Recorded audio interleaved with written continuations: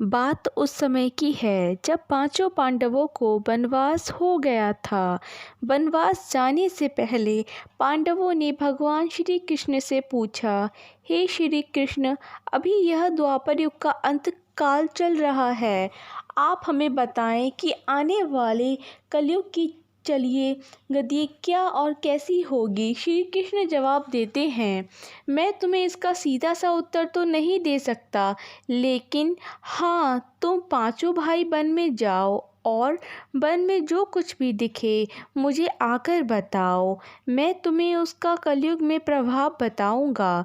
इसके बाद पांचों भाई वन में चले गए। उन्होंने वन में जो देखा वह देखकर आश्चर्यचकित रह गए। आखिर उन्होंने वन में क्या देखा? श्री कृष्ण के कहे अनुसार पांचों भाई अलग अलग दिशाओं में वन की ओर निकले। युधिष्ठिर भ्रमण पर थे। उन्होंने एक जगह पर देखा कि एक हाथी के दो सूंड थे। यह देखकर युधिष्ठिर के आश्चर्य का ठिकाना नहीं रहा। अर्जुन दूसरी दिशा में भ्रमण पर थे। कुछ दूर जंगल में जाने पर उन्होंने जो देखा उसे देखकर वह भी आश्चर्यचकित रह गए। वहाँ पर देखा कि कोई पक्षी है जिसके पंखों के ऊपर वेदों की रचनाएं की हुई हैं और वह पक्षी मुर्दे का मांस खा रहा है। यह दृश्य देख अर्जुन को समझ नहीं पाए। दोनों भाइयों की तरह भीम भी भ्रमण पर थे। उन्होंने जो देखा वह भी आश्चर्यचकित रह गए। उन्होंने देखा कि गाय ने एक बछड़े को जन्म दिया, लेकिन जन्म के बाद में गाय बछड़े को इतना चाट रही है कि उसका बछड़ा लहूलुहान हो गया है।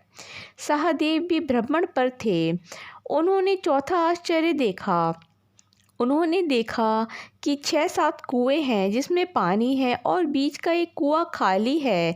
बीच का कुआं काफ़ी गहरा होते हुए फिर भी पानी नहीं है। घोर आश्चर्य हुआ, ऐसा कैसे हो सकता है।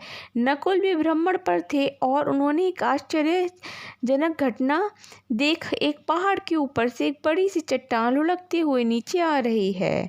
वे कितने ही वृक्षों से टकराकर उनको नीचे गिराते हुए वे आगे बढ़ जाती है।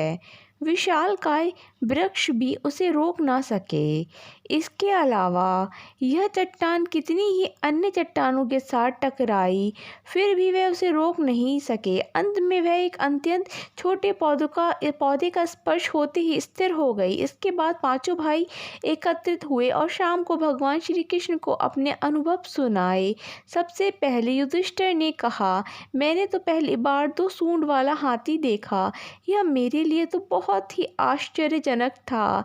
भगवान श्री कृष्ण कहते हैं, धर्मराज, अब तुम कली काल की सुनो।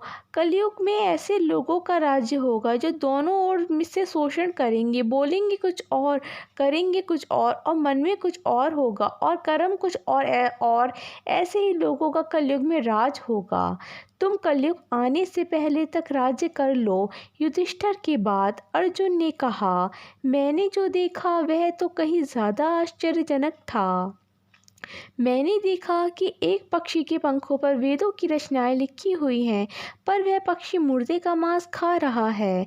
श्री कृष्ण कहते हैं, कलयुग में ऐसे लोग रहेंगे जो बड़े ज्ञानी कहलाएंगे। विज्ञान की चर्चा करेंगे लेकिन उनके आचरण राक्षसी होंगे। वह बड़े पंडित और विद्वान कहलाएंगे, किंतु यह देखते रहेंगे कौन सा मनुष्य कब मरे, हमारे नाम से संपत्ति कर जाए। हे अर्जुन, संस्था के व्यक्ति विचार करेंगे कौन सा मनुष्य मरे और संस्था हमारे नाम पर हो जाए।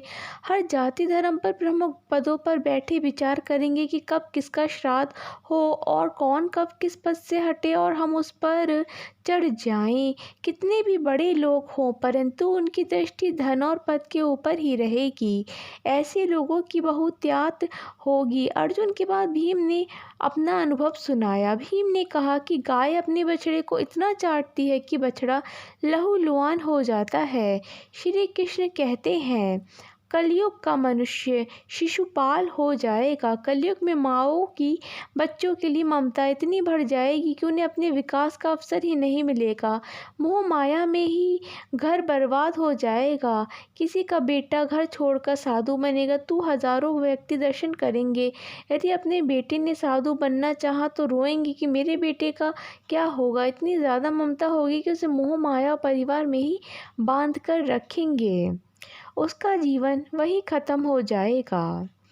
वास्तव में लड़के तुम्हारे नहीं हैं, वह तो बहुओं की अमानत हैं, और लड़कियां जमाइयों की अमानत है, और तुम्हारा यह शरीर मृत्यु की अमानत है, तुम्हारी आत्मा परमात्मा की अमानत है। इसलिए तुम्हारा अपने शाश्वत संबंध को जानना आवश्यक है। भीम के बाद सहदेव ने पूछा, हे श्री कृष्ण, मैंने यह देखा कि 5-7 बड़े कुओं के बीच एक गहरा कुआं बिल्कुल खाली है, जबकि ऐसा संभव कैसे हो सकता है? भगवान श्री कृष्ण ने जवाब में कहा, कलयुग में लड़की के विवाह में, मकान के उत्सव में, छोटे बड़े उत्सवों में तो लाखों रुपए खर्च कर देंगे, परंतु पड़ोस में ही यदि कोई भूखा प्यासा मर रहा होगा तो यह नहीं देखेंगे कि उसका पेट भरा है या नहीं। उनका अपना ही सगा भूख से मर जाएगा, उसे देखते रहेंगे, और दूसरी ओर मौज मदिरा, मांस, भक्षक, सुंदरता और जश्न में पैसे उड़ाएंगे, किंतु किसी के 2 आंसू पोंछने में उनकी रुचि न होगी। कहने का तात्पर्य यह है कि कलयुग में अन्न के भंडार होंगे, लेकिन लोग भूख से मरेंगे। सामने बंगले में ऐशो आराम चल रहे होंगे, लेकिन पास की झोपड़ी में आदमी भूख से मर जाएगा। एक ही जगह पर असमानता अपने चरम पर होगी। सहदेव के बाद नकुल ने श्री कृष्ण को बताया कि मैंने भी एक आश्चर्य देखा कि एक बड़ी सी चट्टान पहाड़ से लुढ़कती हुई, वृक्षों के तने और चट्टानों भी उसे ना रोक पाए, किंतु एक छोटे से पौधे के स्पर्श से ही वह बड़ी चट्टान रुक गई। समझ नहीं पाया कैसे। श्री कृष्ण ने कहा, कलयुग में मानव का मन नीचे गिरेगा, उसका जीवन पतित होगा। यह पतित जीवन धन की शिलाओं से नहीं रुकेगा, ना ही सत्ता के वृक्षों से रुकेगा, किंतु हरि नाम के एक छोटे से पौधे से, हरि कीर्तन से मनुष्य जीवन रूपी पौधे का पतन रुक जाएगा। इसलिए भक्तों, हरि भजन कलयुग में मोक्ष पाने का एकमात्र उपाय है।